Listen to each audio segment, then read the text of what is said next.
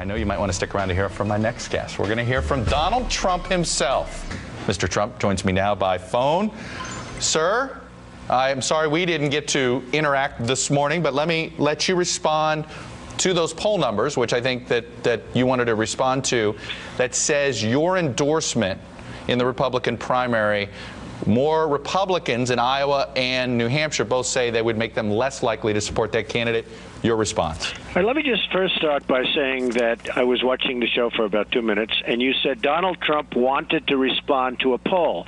Well, I didn't even know what poll you're talking about, number one, Chuck. Number two, I didn't call you. You called me about 40 times trying to get me on the show. Yeah. I didn't call you, so your statement is false. I mean, you said, quote, I quote, Donald Trump wanted to respond to a poll. Well, I didn't want to respond. Your people called my office about 40 times asking me to go onto the show. So it's dishonest what you're saying, Chuck.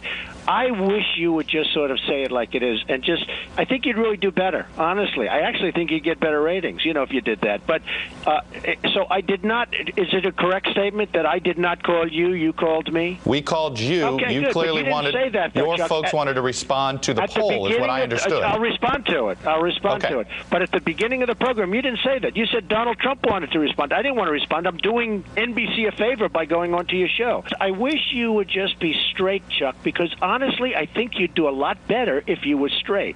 Well, I'm not interested in debating you. I want to ask you about your debate. Well, that's fine, but you got to tell the truth, Chuck. Let me ask you about your Chuck, debate. You have to tell the truth.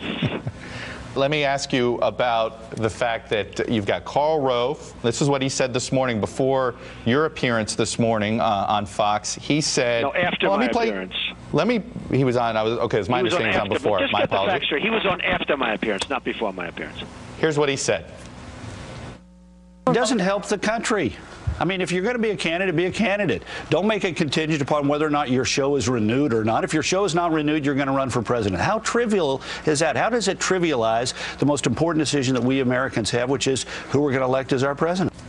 And he also said he would let me respond to that. First of all, my show would be renewed anytime I wanted. NBC is dying to renew me again. I don't need to be doing this to get my show. I have one of the highest ratings. It's the #1 show in the 10 o'clock hour.